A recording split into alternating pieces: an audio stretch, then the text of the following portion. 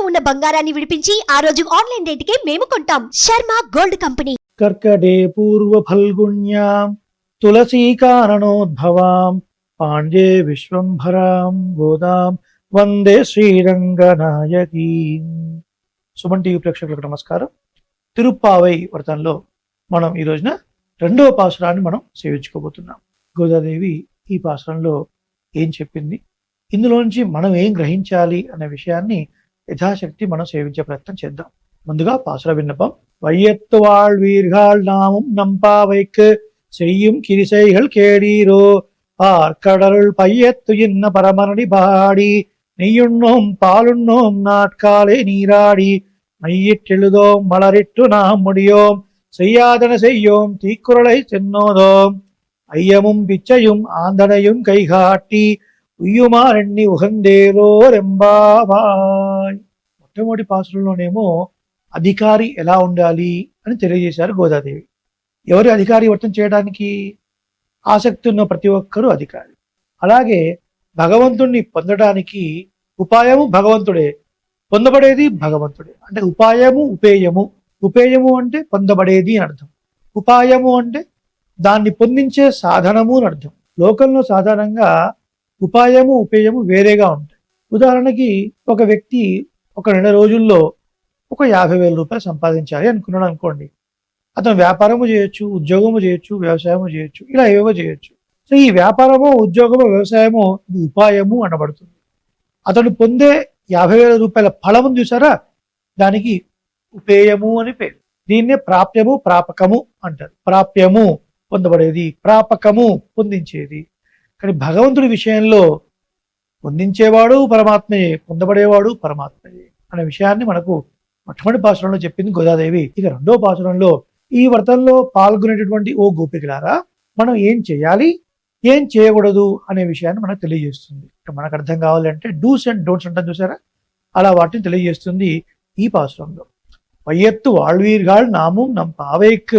ఈ లోకంలో ఆనందంగా అనుభవించినటువంటి ఓ గోపికలారా, మనము ఈ వ్రతాన్ని చక్కగా ఆచరిస్తూ ఇందులో అవగాహిస్తూ ఏం చేస్తామో తెలుసా? పార్కడలు పయ్యత్తు ఎన్న పరమనడి పాడి. ఆ పాల సముద్రంలో శయనించి ఉన్నటువంటి ఆ క్షీరాబ్ధినాది యొక్క పాదాలని కీర్తించి. పాదాలను కీర్తించడం అంటే ఏంటండి? కేవలం పాదాలే కీర్తించడమా? అలా కాదు. దీనికి ఉపలక్షణ ప్రక్రియ అంటారు. పాదాలు చెప్పినంత మాత్రాన పాదాలనే కాదండి, దివ్య మంగళ విగ్రహం చెప్పినట్టు అయింది. కాబట్టి ఆ పరమాత్మని కీర్తించి పార్కడలు పయ్యత్తు ఎన్న పాలకడలో మెల్లిగా శయనించి ఉన్నటువంటి ఆ పరమాత్మని కీర్తిస్తూ నెయ్యున్నోం పాలున్నోం నాటకాలే నీరాడి. నాటకాలే నీరాడి తెల్లవారుజామున లేచి స్నానం చేసి మేము నెయ్యి భుజించము పాలు భుజించము. నెయ్యి భుజించము ఓకే, పాలు తాగము అని కదా అనాలి. అంటే మనం ముందే చెప్పుకున్నాం, ఈ ప్రబంధంలో ఉన్నంత కాలం మనం గోపికల్లాగా భావన చేసుకోవాలి, మనందరం రేపల్లో ఉన్నట్టుగా భావించుకోవాలి. కాబట్టి వాళ్ళ మాటలు ఎలా ఉంటాయో అలాంటి మాటలే మాట్లాడుతుంది గోదాదేవి. అంటే ఏంటి? ఇది తినేది, ఇది తాగాలి. వాళ్ళ కృష్ణుడు తప్ప ఇంకేం తెలియదండి, ఎలా మాట్లాడాలో కూడా తెలియదు. కృష్ణుడు కృష్ణుడు కృష్ణుడు అంతే. కాబట్టి తాగాదాన్ని తినాలి, తినేదాన్ని తాగాలి, ఎలా ఎలా మాట్లాడతారు. అదే మాటని గోదాదేవి కూడా మాట్లాడుతుంది. నెయ్యున్నోం పాలున్నోం నాటకాలే నీరాడి బయటెడుదో మలరిట్టు నా ముడియో. మేము కాటుక దిద్దుకోము, పూలు కూడా ముడుచుకోము అని చెప్తుంది. ఏంటి దీని అర్థం? కృష్ణుడు ఉంటే కదా మేము ఈ భోగాలన్నీ అనుభవించేది. కృష్ణుడు లేనప్పుడు మాకు ఇవన్నీ ఎందుకు? కాబట్టి మనం ఈ వ్రతం చేసి మనం కాస్త నీరసిస్తే కృష్ణుడు మనకు కనిపించి, ఏంటి ఇలా ఉన్నారు మీరు, కాటుక దిద్దుకోరా అని కృష్ణుడే రావాలి, కృష్ణుడే కాటుక దిద్దాలి, కృష్ణుడే పూలు ముడవాలి. కాబట్టి మేము ముడుచుకోము అంటున్నారు. ఎందుకు? ఇప్పుడు కృష్ణుడిని కలవనీయకుండా చేశారు కదా ఈ గొప్ప వృద్ధులు. మరి ఇప్పుడు ఈ వ్రతం అనే పేరు మీద వెళ్ళి కృష్ణుడిని కలుస్తున్నారు కదా. కలుస్తున్నప్పుడు మరి అంతా సింగారించుకొని వెళ్ళటం ఎందుకు? మనం మామూలుగా వెళదాము, కృష్ణుడే చూస్తాడు, కృష్ణుడే వచ్చి అలంకరిస్తాడు. ఇది ఒక అర్థం. నెయ్యున్నోం పాలున్నోం నాటకాలే నీరాడి అని ఇంకొక అర్థం ఏంటంటే, అందరిలో పడి కృష్ణుడే అంతా ఆరగిస్తూ ఉంటే ఇంకా భుజించడానికి మాకే ఉంటుంది అని చమత్కారాన్ని ఇంకొక అర్థం. ఇవన్నీ కూడా భోగ్య పదార్థాలు. వీటన్నిటిని మేము వదిలేస్తాము. చూడండి, వ్రతం అంటే ఒక నియమము అని అర్థం. ఆ నియమంలో ఉన్నప్పుడు సత్వగుణ ప్రధానమైన ఆహారాన్నే మనం స్వీకరించాలి. చాలా స్పైసీ ఫుడ్ ఇలాంటివి తీసుకోవడం వల్ల రజోగుణం తమోగుణం పెరిగి సత్వగుణం తగ్గుతుంది. సత్వాత్ సంజాయతే జ్ఞానం అంటారు. సత్వాత్ సంజాయతే జ్ఞానం, సత్వగుణం వల్లనే మనకు జ్ఞానం. అప్పుడే పరమాత్మని సేవించాలి అని ఒక బుద్ధి మనకు పుడుతుంది. ఆ సత్వగుణం బాగా తక్కువ ఉండి రజోగుణం తమోగుణం ఉందనుకోండి, వాడు దేవాలయానికి వెళ్ళడు, భగవన్ నామాన్ని చెప్పడు, ఒక పూజ చేయడు, పురస్కారం చేయడు కదండి. కాబట్టి ఈ వ్రతంలో మనం ఉన్నంతకాలం సాత్వికమైన పదార్థాలు మనం స్వీకరించాలి. భోగ్యమైన పదార్థాలు ఏది మనం ముట్టుకోకూడదు. అలాగే ఈ అలంకారాలన్నీ ఎవరి కొరకు? పరమాత్మ కొరకు, ఆయన ప్రీతి కొరకు. కాబట్టి ఆయన లేనప్పుడు మా పక్కన ఇవన్నీ మాకెందుకు? ఆయన అలంకరిస్తే మేము పెట్టుకుంటాం. అలా చెయ్యాదన చెయ్యం తీక్కురలే చెన్నోదం. ఇది చాలా ముఖ్యం. మా పెద్దలు ఏది చెయ్యొద్దు అని అన్నారో అలాంటి పనులు మేము చెయ్యము. తీక్కురలే చెన్నోదం. ఒక దగ్గరికి వెళ్ళి ఒకరి గురించి మేము చాడీలు చెప్పము. ఏమంటే ధనుర్మాసంలో ఇలా ఉండి ఆ తర్వాత మనం చక్కగా చాడీలు చెప్పొచ్చా? ధనుర్మాసంలో ఇలా ఉండి ఆ తర్వాత పెద్దలు చేయొద్దు అన్న పనులు కూడా చేయొచ్చా అంటే అలా కాదు. ఎప్పటికీ చేయొద్దు. విశేషించి వ్రతంలో ఉన్నప్పుడు అసలే చేయొద్దు అని అర్థం. ఇది ముఖ్యంగా ఇప్పటి జనరేషన్స్ వాళ్ళకి తెలుసుకోవాల్సిన విషయం. ఏదైనా చెప్పగానే ఏంటి ప్రూఫ్, ఇది ఎందుకు చేయాలి, ఎందుకు చేయకూడదు, డూస్ అండ్ డోంట్స్కి మొత్తం క్వైట్ ఆపోజిట్గా మాట్లాడతారు ఇప్పుడు జనరేషన్. ఇది చేయండి అంటే ఎందుకు చేయాలి అంటారు, ఇది చేయొద్దు అంటే ఎందుకు చేయకూడదు అంటారు. ప్రతిదీ ఒక ప్రూఫ్ కనపడితేనే చేస్తాము అనటం సరైనది కాదు. మహర్షులైనా ఆళ్వార్లైనా మనందరం ఉజ్జీవించాలని మన మీద ప్రేమతో నీ ప్రబంధాలు అందించారు.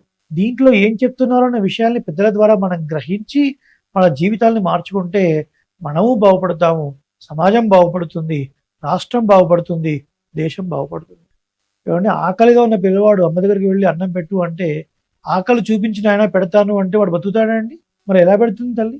ఆకలి చూపిస్తారా? బుద్ధుని చూపిస్తారా? చూపించలేదు. కాబట్టి ప్రతిదీ కనపడితేనే విశ్వసిస్తాము అనుకోకూడదు. పెద్దలు ఒక మాట చెప్పారు అంటే అందులో ఏదో అంతరార్థం ఉంటుంది. ఏదో ఒక రోజున ఆ విషయాలు మనకు తెలుస్తాయి. ముందు మనం ఫాలో అవ్వాలి.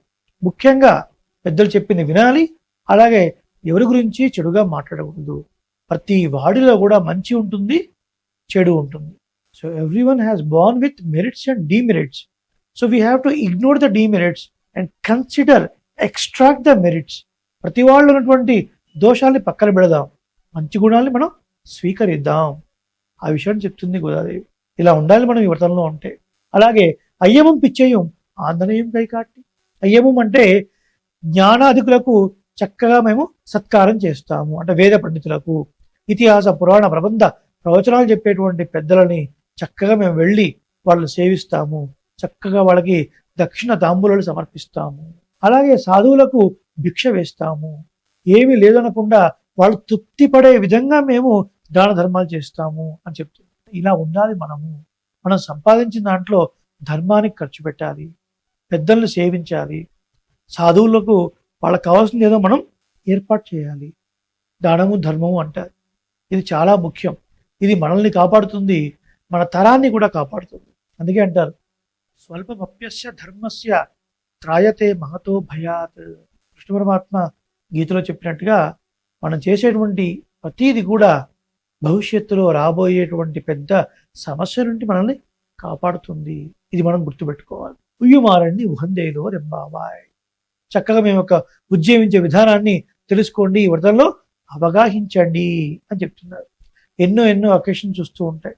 మన పుట్టినరోజులని, పెళ్లి రోజులని, ఇంకేవో మనం రకరకాలుగా పార్టీలు చేసుకుంటూ ఉంటాం. కొన్ని వేలు ఖర్చు పెడుతూ ఉంటాం. తప్పులేదు, మనం ఆనందంగా ఒక సెలబ్రేషన్ చేసుకోవడం ఏమాత్రం తప్పు కాదు. కానీ మన పెద్దలు ఏం చెప్పారు, మన పెద్దలు ఎలా చేశారు? ఒక పుట్టినరోజు, పెళ్లి రోజు వస్తే కుటుంబం అంతా కలిసి దేవాలయానికి వెళ్ళి అక్కడ భగవంతుడికి మనవంతుగా భోగం సమర్పించి, అంటే ఒక ప్రసాదాన్ని చేయించడము, ఒక పూలమాల అర్పించడము, అలాగే అర్చకులకు చక్కటి వస్త్రాలు, దక్షిణ తాంబూలాలు ఇవన్నీ ఇస్తూ మన వ్యవస్థని మనం కాపాడుకోవాలి. ఇలాంటి విషయాలు మనకు చెప్తుంది గోదాదేవి. కాబట్టి హే గోపికలారా, మనం చేయాల్సినవి ఇవి, చేయకూడనివి ఇవి. చేయాల్సిందేంటి? పరమాత్మ నామాన్ని కీర్తించడం. చేయకూడనివి ఏంటి? ఇప్పుడు మనం చెప్పుకున్నటువంటివన్నీ కూడా ఎదుటి వాళ్ళ మీద చాడలు చెప్పకుండా ఉండుట, ఇవన్నీ కూడా మనం చక్కగా పెద్దలు అనుసరించని మార్గం ఏదైతే ఉంటుందో దాన్ని మనం కూడా వదిలేయాలి. అంతేగాని వాళ్ళు వద్దు అన్న పని మనం చేస్తాం అనకూడదు. ఇలా ఉండాలి అని మనకు చెప్పింది ఈ 2వ పాశురంలో.